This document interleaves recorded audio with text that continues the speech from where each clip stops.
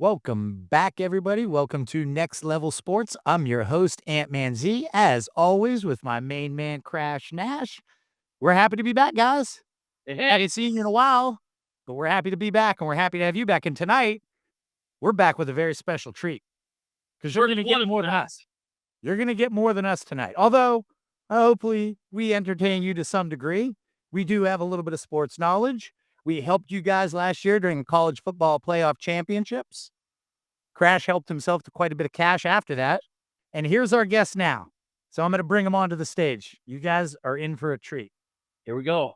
All right, welcome to. Now listen, guys. Yes, it is. When I say the man, the myth, the legend, I usually am being facetious, but now I really mean it. Joe Cortez. Why we stand like that? Can I just bow? An absolute pleasure to meet you, sir. You really are a legend. I'm just trying to be the best that I can be. Amen. I like that. I like that philosophy. And you know what? You got a lot to teach people. And from what I've seen about you over the years, you do that quite well. You really have been the guy who not only did it all, but is also taken everything that you've gotten and given it back to the community. And I want to say that I really appreciate you for that. Well, it's an honor. I'm fair, but I'm firm. You know that. That's true. That's true. So fill us in a little bit for anybody that might not know. You are obviously a former professional boxer. You also did a little bit of refereeing, and if I'm not mistaken, you are in multiple Hall of Fames when it comes to boxing. Yes, I'm going into my 6th Hall of Fame, September 26th to 28th in Atlantic City. Wow. That'll be my 6th. But the big one was this one here, when I got inducted into the International Hall of Fame. That's the highest level you get. Yeah, I got inducted with Mike Tyson, Chávez, Sylvester Stallone, Costa Zoo, and National Bernstein. Official. 6 of us got it done in 2011. That's a heck of a class. Mr. Cortez, how God works. I'm a spiritual man. So is Ant here. And I've seen some of your posts. But Mike Tyson is, of course, my favorite all-time boxer. But I met Mr. Chávez before you guys got inducted about 3 years when I was living out in L.A. We bumped into each other outside of a Jack in the Box. True story. Talked for about an hour. One of the most humble men I had ever met. Hector Chávez Sr. Yeah, he's a nice guy. Chávez Sr. Yeah, I got to referee him about 5 or 6 times. I referee him against Oscar De La Hoya, the first one. I did him against Pernell Whitaker. Then I did him against Greg Haugen in Mexico City with 136,000 fans, the largest crowd box in history. And some other fights, but it was an honor refereeing with Chávez. Joe, would you mind giving us a brief history on how you even got started in your illustrious career? Well, I was born and raised in New York. I'm a 6-time Golden Glove champion, New York, Eastern Nationals, Spanish Golden Gloves. I won 6 Golden Glove championships. I lost 2 out of 45 amateur fights. Wow. And the 2 that I lost, one was in Canada. I lost a split decision to a French-Canadian fighter named Marcel Berfay. And 2 judges gave it to me and 3 gave it to him in Montreal. And then that was my first loss. And my second loss was a guy named Henry Costoso. And that was at Madison Square Garden for the finals for about 3 years in a row, Golden Glove championship, and that's where I lost. A decision to him, I had beat him 3 months before. That was 2 losses there. I mean, in the pros, I lost to a guy named Georgie Foster. He was from Toledo, Ohio. I lost to him in 1963. And then that was my 5th pro fight. Then I went into the Army, and I couldn't fight in the Army because I was already a pro. Yeah. I was only 18 years old, but I was still able to fight. At the weekends, I was able to fight the pro fights. And I got to travel. I was in Fort Hood, Texas. I did my basic training in Fort Dix, New Jersey. Then I did my basic in Fort Hood, Texas, my advanced infantry training. And then when I got out of the Army, I got married. I was 21 years of age when I got married. I've been married now going on 60 years, coming September 25th. Wow, congratulations on that. That's awesome. Yeah, and I still got a little spark of the old flesh. There you go. Now, quick question for you, Joe. You remember those names of the people that you lost to, and there was only a handful of names there. Can you list off the hundreds of people that you beat?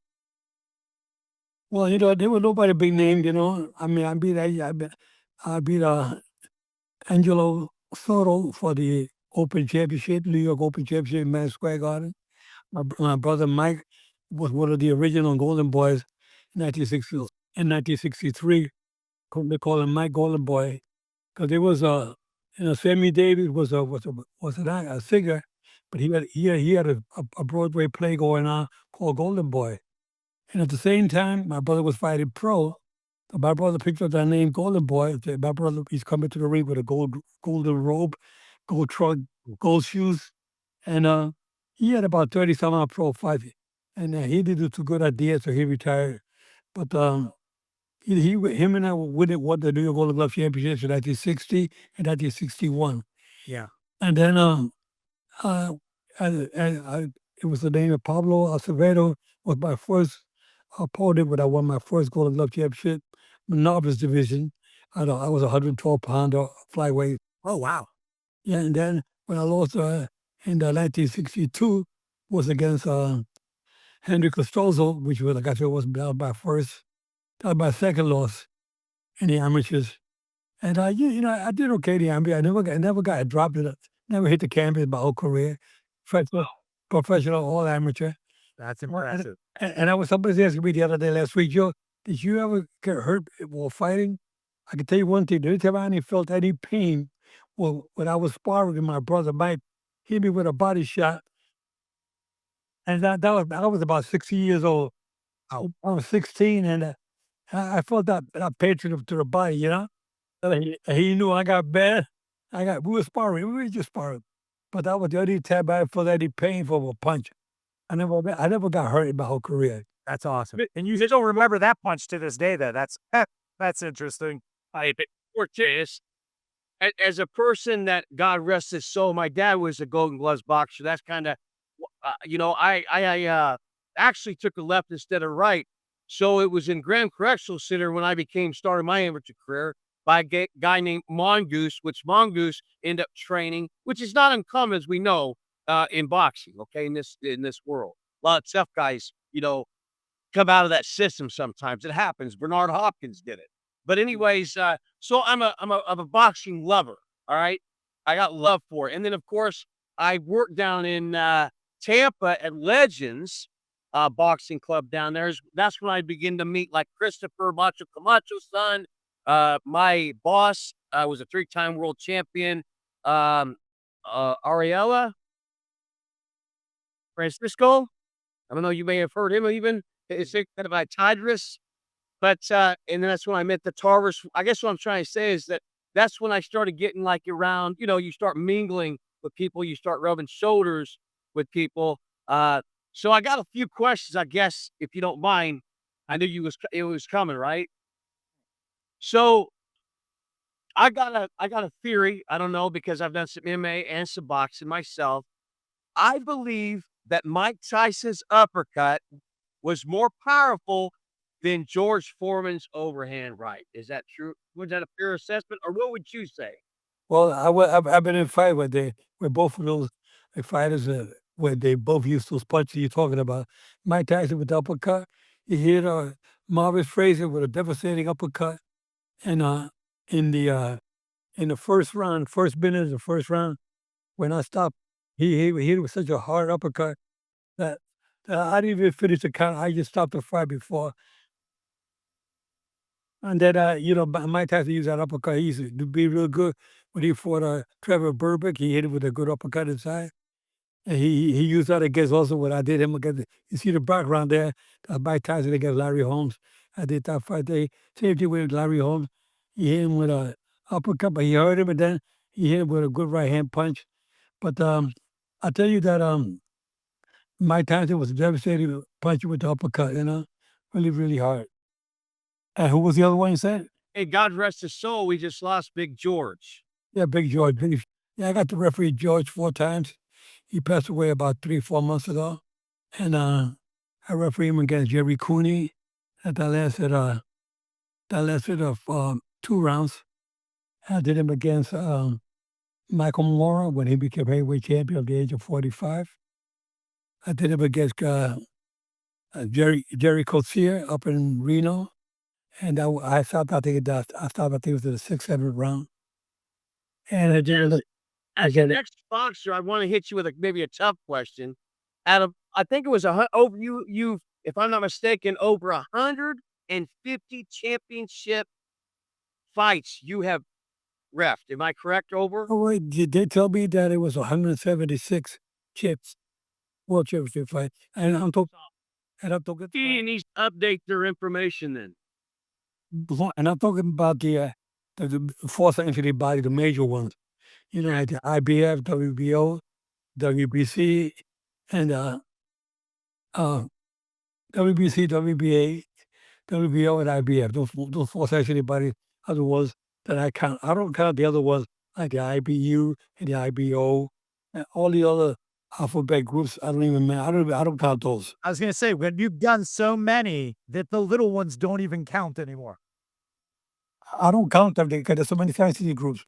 I guess my last question I have, and probably Anthony has some more, just real quick, is this might be a tough question. Out of all those fights, which one was, how do I say, as an ex-boxer fighter yourself, the one that you said, man, like it went the distance and you had a hard time kind of separating them and all that? Which one out of your mind sticks out the most? One that sticks out the most, I can't say I had to work I'd have to work a lot because it was a good fight. But it was Roberto Duran when he beat Iran Barkley for the middleweight championship. That fight stands out because it was a fight that it was from the first belt to the last belt. It was a war. And these guys were really going at it. I'd be like, you can't imagine. 12 rounds, it was a hell of a good fight. One of the best ones I ever refereed. Kind of shocked even you being in there. You're like, my God, really? Yeah, no, it was unbelievable fight. I mean, I couldn't believe that Roberto Duran, even though he was 35 years of age, you know, he was able to fight the way he fought. I mean, every round got better and better. If you watch that fight, you can watch that fight 100 times and you'll enjoy it every single time you watch it because it was a great middleweight championship fight. Wow. Yeah. You know, it's funny you say that, Joe. My dad, or my father-in-law, I should say, is he's a professional boxing judge up with the New York State Athletic Commission, and he said his name is Tony Paolillo. If you've ever seen him, Anthony Paolillo, he's a judge still to this day. He said that Roberto Duran, all of his fights were almost like death matches. Yeah, the Roberto, you know, he's an amazing fighter. You know, when I got to referee him against Vinny Pazienza, and I got to referee him, it was a good war he had with Vinny Pazienza. Got to give a lot of credit to Vinny Pazienza. You know, he just got inducted last month in the International about the Hall of Fame up in Conor, New York. I was there for that. Yeah, and Roberto fought a good fight. Every time he was in there with somebody, he came to fight. You know, I got to judge him when he fought Sugar Ray Leonard. It was the last fight. They fought 3 times. I did the last one as a judge, not the referee. They called me as a judge, and I did that here in Las Vegas. Back in 192 around there. Now, I have a question for you, Joe. Let me jump in here, Crash. I know how much you've done for the sport of boxing, but I want to ask a personal question. What do you think boxing, just as the generality of the sport, has done for you? What did it do for you and for your life? Well, you know, I could tell you that to this day, I can't believe that. I mean, I still go out wherever I go. People still stop me. I take pictures at least 20, 25, 30 pictures a week. People stop me wherever I go. People always stopping me. I go to the supermarket and I go to a restaurant. Wherever I go, people will take pictures with me. And to me, I don't mind doing that. It changed me in the sense that it made me more of a humble person. Because I know people, they love boxing like you guys do. You know, I'm a regular guy. I'm just trying to be nice to everybody.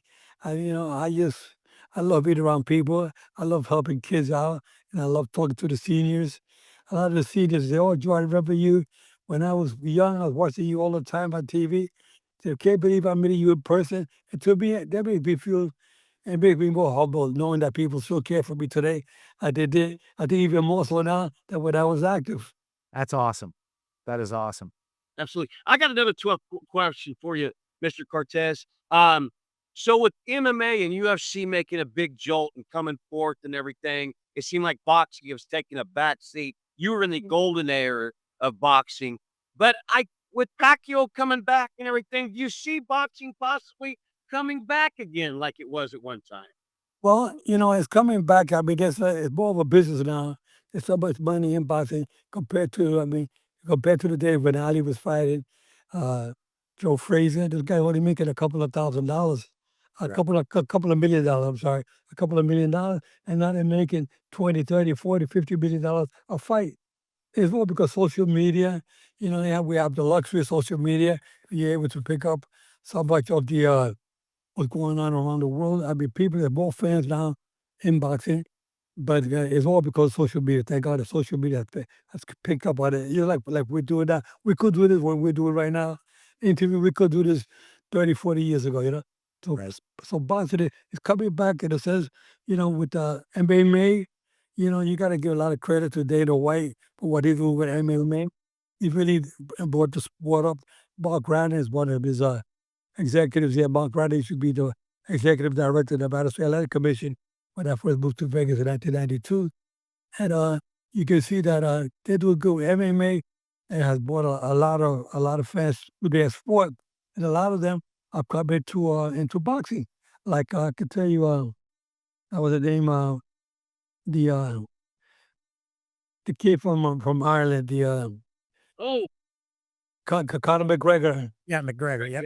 yeah. I got a call one day from his people and said, Joe, Conor McGregor wants you to train him. He doesn't know the rules on boxing. Can you train him on the rules on boxing? So when he was fighting Floyd Mayweather, so I had to sign a contract with them for 5 weeks. I had Conor McGregor. I was ready to retire as a referee. I was able to get in the ring with him when he was sparring. He had the UFC building training headquarters, and I trained him for 5 weeks. And he did pretty good considering that he never really fought. Fighting Floyd Mayweather, he lasted 10 rounds with Floyd, and he made an easy $100 million for that fight. So I give him all the credit in the world. Hey, Mr. Cortez, you may think I'm crazy for saying this, but being an expert martial artist and also doing tapping in some boxing, I predicted that he would actually knock Mayweather out in the fourth round, is what I said. And if you go back and play it, in the fourth round, he did an overhand right that shook him a little bit, sitting back to the ropes. I thought, and I'm going to get my prediction's going to come true because I said the angles in martial arts is different than boxing. I believe it's different to translate from the UFC over to boxing than it is boxing to the UFC. How do you feel about that? Yeah, well, I tell you, it was amazing that he was able to come up with that. I mean, he gave the people their money's worth. People, no one complained about paying the $99 to watch him, on pay-per-view. He gave everybody was satisfied. You didn't hear nobody complaining at all. I mean, consider that he never fought a professional fight, and that was his first, and again, one of the best ones out there. And he fought Mayweather, and it's still in his prime when they fought. So I think that I got to give him a lot of credit. He did real good, and I told Julio Cesar Chavez, we were working together with ESPN and Deportes, the Spanish station, and Julio would always tell me, Joe, come on, you gotta be kidding. I know you're training him, but he won't last 1 minute with Floyd Mayweather. I said, you gotta go to bed for a big surprise, because Conor McGregor, from what I've been seeing, he was training with Paulie Malignaggi, and they were sparring, and I can see he can handle himself okay with doing that bad. Doing the spark sessions, they would spar like 3 or 4 times a week, and 4 or 5 rounds, 6 rounds every day. I said, wait, this guy got something. He can surprise with Floyd. I mean, he threw an uppercut and he just barely missed it with that uppercut. If you would have nailed him with the uppercut that he threw, you probably would have put him down. But Wow. it was a hell of a good fight considering it was his first and only professional fight in the ring. Yeah. Yeah, he did pretty good. Joe, let me ask you a question. You said people got their money's worth, and I completely agree with that. Me and Crash were talking last night about when the big money really came into the table was when Mike Tyson started getting into those first round knockouts with people. And we were actually debating whether anybody got their money's worth because you were paying. I mean, this is back in the 80s. It was 50, 60, $70. And most of these fights were not even lasting 90 seconds. But that's what everybody wanted, wasn't it? Yeah, well, they want to see. I mean, he knocked out. I believe his first 15 opponent, he knocked out right away, like in the first round. Yeah. And people say, "Wow, we didn't see this before." With a top-notch fighter coming up heavyweight, he was really big. That's how he really developed his name for being a quick knockout artist. And people say, you can't you can't go for a drink, go get a beer because by the time you get back, the fight is over. Yeah, did you ever get to meet Cuss yourself? Cuss, Yes, I did. Yes, I did. I was able to meet him several times. Like I said, I refereed Tyson 8 times, and because your mother was around at the beginning, at the end, I don't think he was around at the end, but at the beginning he was there, and I got to meet him. He used to go a lot to there was a gym called Stillman's Gym. The Stillman's Gym was at 55th Street and 8th Avenue in New York City. Not too many people mention that gym, but that's a gym where some of the great ones like Joe Louis, Rocky Marciano, Gaspar Ortega, Emil Griffith. A lot of those guys are training that gym there.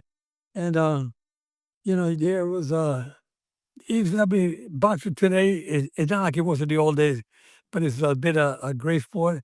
I'm so happy to see that boxing is coming back. What happened last night was good.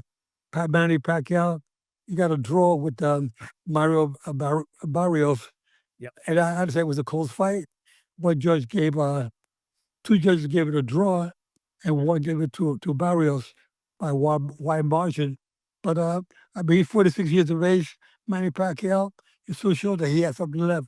But Yeah. I would rather see him retire now while he's 46 because I think too many fighters stay around too long. They're not the same 10 years later. Right. I got a prediction. If it had happened, if he gets a rematch, I believe Manny could take him on a rematch. Yeah, okay, yeah, like I said, I didn't see the fight last night. I only what I read because I was watching like I said, watching my grandson play football. Yeah, Which- man, but- check this out. Let's tell the audience about your grandson. Check this out, Ant. Listen to this. Okay, my grandson's name is Bryce Hampton, and he graduated from Purdue University. He was playing with the Boilermakers, Oh, wow. and then when he graduated from there, he ended up playing for the Vegas Nighthawks indoor football league, and then he got recruited by the Toronto Argonauts up in Canada. Oh, so he's in the CFL. That's awesome. Yeah, but then what happened was that they had to get rid of 20 American football players for Canada, the Canadian League, and he was one of them that they had to let go. Ah. So the Las Vegas Nighthawks took him back again. He was rookie of the year last year for the Vegas Nighthawks. Oh, that's And awesome. so now that everybody say, "What? He played great last night." They won like it was 50 something to 20 something. They won by a large, by about 30 points last night, and he did a great interception in the fourth quarter.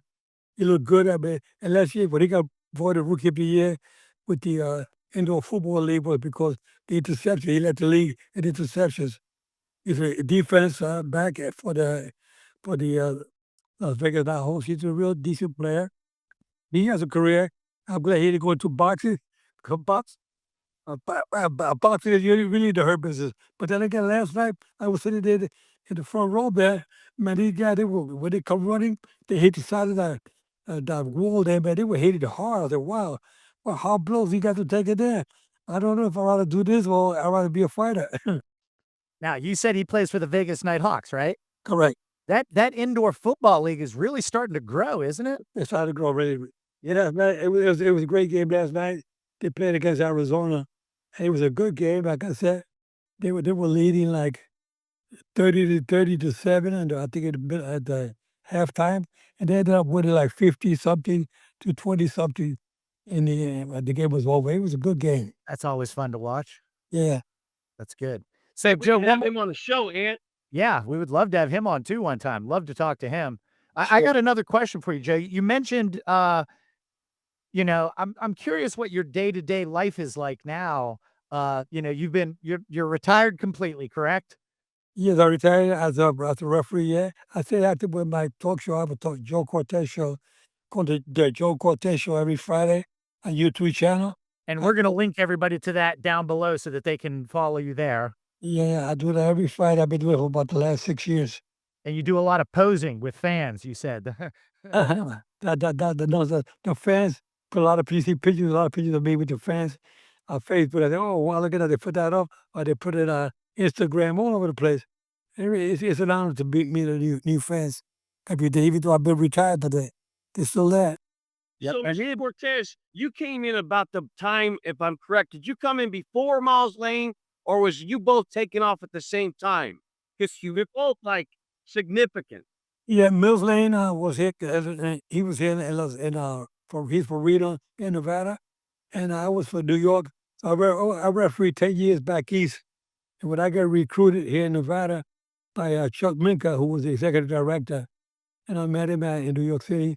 I went to a boxing event, and they wanted to give me a complimentary ticket to come in, and I told the guy, "I'm sorry, I'm an official. I can't take complimentary tickets from a promoter." I said, so I saw I had a sign in the back that general admission, $20. I said, yeah, give me one of those general admission tickets. I took that, and as I'm walking away, I got pulled by the arm by a guy who was standing behind me. It was Chuck Minka. He said, Joe, you know who I am? I said, no, I don't. He said, I'm the executive director of the Nevada State Athletic Commission. He said, what you did just now, not taking a complimentary ticket from a promoter. I wish all our officials like that. You're really class act. That's what we need in boxing. And that's how it all started. That's, I got a notice to come out to Vegas to be not a referee, but a judge for the Michael Spiggs and Larry Holmes, the rematch, the second fight rematch. Wow. I did that. And I remember, I said, that was my first fight in Las Vegas as a judge, not a referee. And the fans were booing the decision at the end. It was a split decision. It was something like last night, but they were booing like crazy because I gave it to Larry Holmes. The other two judges, Jerry Roth and Frank Burnett, gave it to Michael Spinks. And they were booing. I thought they were booing me because I was the only one by myself. I didn't give it to Spinks. I gave it to Larry Holmes. And the commission said, "Yo, don't worry, they're not booing you. They're booing the other two guys. You're the other guy who had it right." Yeah. I was going to say, and I think history proved you were right when you watched that fight. Yeah, and then after that, they called me again to judge again. Judge Sugar Ray Leonard versus Roberto Duran, the third fight. That's another. So what I'm hearing is, God rest your soul, Daddy. My dad was a strong believer in this. He would say, son, honesty goes far. Be honest always, even if you're going to lose something. So it sounds to me like, Joe's what you're saying, part of your story is just that act, we say just, of honesty. It took you where you went, your journey. Exactly. It's just like people say, Joe, how do you get into the Hall of Fame? I always say, you know what? I can tell you it is amazing because, dude, this is my sixth Hall of Fame coming up in September in Atlantic City. And I tell you that I never, ever, once ever call anybody up to say, can you help me get in the Hall of Fame? And who do I call? Because I remember when I got that call, first I got a call one time from Henry Hasrock from New Jersey. It was my first Hall of Fame back in the late 90s. It was in New Jersey. That was my first one. Then I got inducted into the World Boxing Hall of Fame out of California. No, it was I think it was National Boxing Hall of Fame, California. Then I got called for the International Boxing Hall of Fame, kind of started in New York. And when I got that call for the International Hall of Fame, the one I told you before, when I got my ring, this is a ring that both fighters and individuals want to get into the Hall of Fame. This is what you want to get the International Hall of Fame ring. I got this ring, and I got that call from Ed Brophy, and he says, "Yo, I'm just calling to let you know you are on the ballot for the Hall of Fame. You're not inducted yet, but you'll be on the ballot, and we'll let you know. We'll let you know the first Saturday of December, which will be December 2010. I was waiting for the first Saturday, and I forgot about that call. I got a call, but I was at home, so I called him back, and the next day he said, "Joe, we're going to call you tomorrow Sunday." I said, "Okay." They called me Sunday, which was the 11th, December 11th, and he said, "Joe, you're calling to let you know that you are being inducted to the International Hall of Fame." I couldn't talk for about 30 seconds. I was choked up. Yeah. Couldn't believe it. And I never ever called anybody. I never asked anybody, can I get assigned to a fight? Doesn't work that way. I let my work talk for itself. I never ever, not once, I could look in the mirror when I retired from boxing as a referee. When I retired in 2012, I refereed Canelo Alvarez. I was the Tito Lopez on my last a world title fight. I was so honored to referee 176. My first was in Atlantic City. That's why I'm so happy. In Atlantic City, this guy, the president, name is Ray McLean. He called me up. He said, "You're the Ray McLean." But I'm like, "You know who I am?" I said, "No, I'm sorry, I don't." He said, "I'm the president of the Atlantic City Boxing Hall of Fame. To let you know, you're going to be inducted this year, September 2025." I said, "Wow, really?" I said, "Well, I told him my first world title fight was there in Atlantic City. I prior began Montilla in 1982. So that was to me, it's an honor to be inducted to a Hall of Fame. It's going to be a good. Absolutely. So I was on that. What a class! What a class of other inductees to be with, right? So you have Tyson, which you probably were the main guy that ref most of his fights, right? And then you got Cesar Chavez. I don't know who else was there, but He said Sylvester Stallone. You had Sylvester Stallone in that class. I did the Rocky movie. Sylvester Stallone, he got inducted. Yep. At Kazazu I did 2 of his title fights. Kazazu was a junior welterweight champion, junior welterweight champion. I had to do his fight. And National Barry was a trainer. I did about 12 of his fights. He was working a quarter of a champion. So I got to do a lot of. Everybody that got inducted out there. I had something to do with their life. wait a minute, did you say something? You was involved in the Rocky movies? Yeah, I did the Rocky Balboa movie, the last one. Oh, that's Okay. awesome. Yeah, I had a fight here in Las Vegas, and I got a tap on his shoulder, and I turned around. It was Sylvester Stallone with Sugar Ray Leonard. We said together. He said, "Joe, I'm doing a movie, Rocky Balboa. I want you to be the referee. Give me your phone number, then we'll get a hold of you." And a week later, I got a call from MDM Studio for more information. They said, "I got a script, and they said I've been there doing the fight with Sylvester Stallone." I did, and I also did a movie with Eddie Murphy. Same thing. He came up to me at the fights. Said, "Joe, I need you as a referee for my movie. It was called I Spy." I did that. And then I did one with Tony Banderas, Woody Harrelson played to the bone. Okay. Yep. And then I did one Undisputed, Wesley Snipes, the prison movie. We were in prison in the movie. I did that was the referee for. Wow. So add acting to your repertoire. But you didn't really have to act there. You just played yourself. I did that somewhere. Sylvester Stallone. They gave me a script for Sylvester Stallone, the Rocky movie. I told Sylvester, you know what? He said, "Joe, I want the movie scene to look authentic. Do you want to look authentic?" And if we got Antonio Tarver, he played Mason Dixon in the movie. Yeah, I said, "Okay." I was getting ready to say, I saw down at Legends, his son Junior at the time was 6-0, Antonio Tarver Jr. So I got to meet the Tarvers every day. His son was in there, and I knew he was going to be something special. Interesting thing about it is, Senior wasn't training. He didn't want to train his son. Oh, wow. And one day, they said, "Hey, we got a special guest coming back there." It was a surprise for me. And here comes through the back door, Antonio Senior, Tarver. Yeah. Wow, yeah. So Joe, yeah. what did you end up doing? You said you didn't. Did you tell Sylvester, "Let's toss the script and I'll just play it myself"? Or Exactly. He says, "I want to look authentic." I said, "Well, I don't need a script then." I said, "Whatever you guys are doing, whatever you are going to be, I know the position I got to be in." Yeah. I said, and then I kind of was sort of like consulted to some extent because sometimes I told him, when the bell rings, you keep throwing punches there. Keep throwing punches here. I put the top in the corner.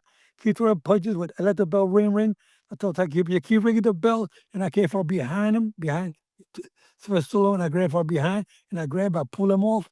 I made it look really like authentic. I said, "Wow, that was a good scene." And we kept that part of the movie. oh, that is awesome. Hey, now, did you in real life? Did you rep any Antonio Tarver's or Roy Jones Jr.'s fights? No, I didn't do it. Those I did not turn the top, but not against Roy Jones Jr. I forget which one. I mean, this is a 136 world title fight. I'm sure I did him. I did him once or twice, but I don't recall which fight I did of his.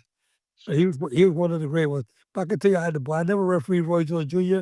I never refereed Tommy Hearns, and I never refereed Muhammad Ali. Everybody else, yes. Wow, that's amazing. Yeah. And That- Joe, you said something that really stood out to me. You said your work speaks for itself. And obviously, we've talked about the accolades and everything that you've done. And you're right. It literally does speak for itself. If you had one word of advice to give to anybody that's listening now, especially the younger guys who not necessarily are just trying to get into boxing, but just trying to get ahead in life, your work ethic, as you said, speaks for itself. What can you tell somebody if you had to give them one piece of advice that could change their life if they could apply it? Well, let me tell you one thing. I was bullied a lot when I was a young kid. Okay, I was skinny. I remember when I won my first Golden Glove championship, I was only a 112-pounder. I was tall and skinny. I could be bullied a lot by neighbor. Well, when I was 9, 10, 11, 12. Then I met a fighter named Gaspar Indian Ortega, was a welterweight contender. Gaspar had 176 professional fights as a fighter. It's funny, I looked at the box right the other day. You look at Gaspar Ortega, he had 136 professional fights. I said, wow, look at that. All these years, I didn't really compare. Now, when I retired with 136 176 world championship fights, well, Gaspar had 136 professional fights in his career. And if you look at BoxRec, you'll see that in 1965, he had 29 fights in 1 year. Wow. How many? What'd you say? 29 fights in 1 year, 1965.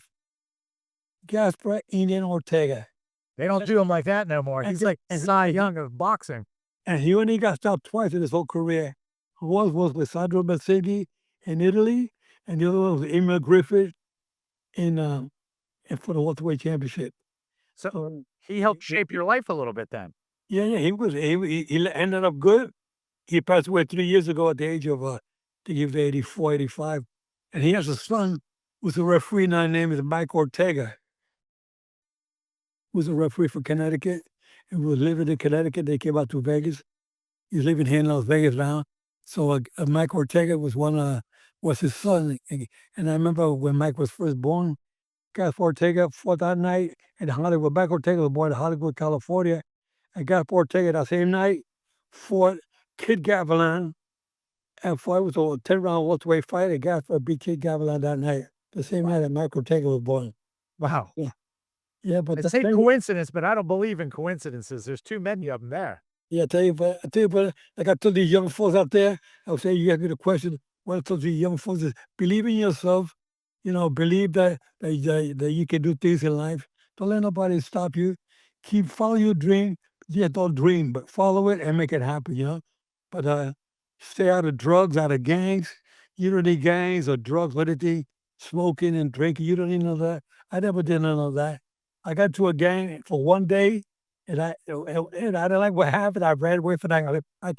I don't be a gang member, and I became a member of the Boys Club of New York, and that's where I started my boxing as through Gaspar Ortega. But Johnny Markel was my trainer at the Boys Club of New York, and then there was one guy when I won the Golden Glove championships.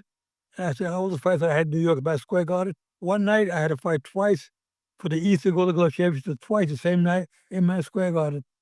And I remember I still got the clipping, I still got the cartoon, the picture of it, and there's a whole back page of New York Daily News of me knocking out a guy.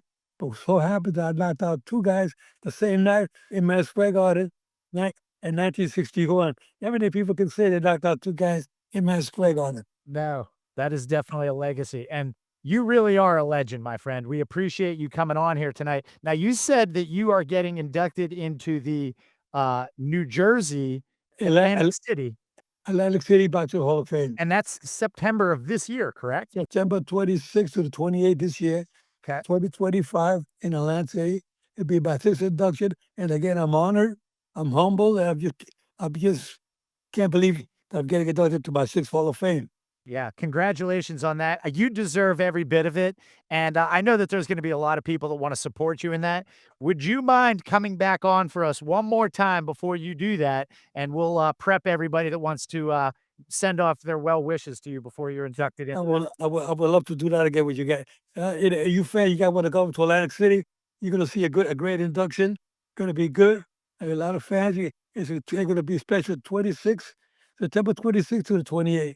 I'll be there, shake hands, take pictures, be with all my fans of the past, and It could be a great fun. Hope you can see everybody there. Absolutely. And we appreciate you coming on so much, Joe. We'll see you again soon. We'll reach out to you before that happens because we're going to try to finagle some things to bring some of us down there and support you. All right, well, keep your valves open all the time. And remember, guys, I'm fair, but I'm firm. Touch them up. I love it. Thank you, brother. God bless you so much, and keep being the legend that you are. I can't wait to get a picture with you myself one day. Mr. Cortez, up order, shoot order. Okay, mucho bueno a todos. Que Dios los bendiga. God bless you, my friend. God bless. Bye-bye. All right. Bye-bye.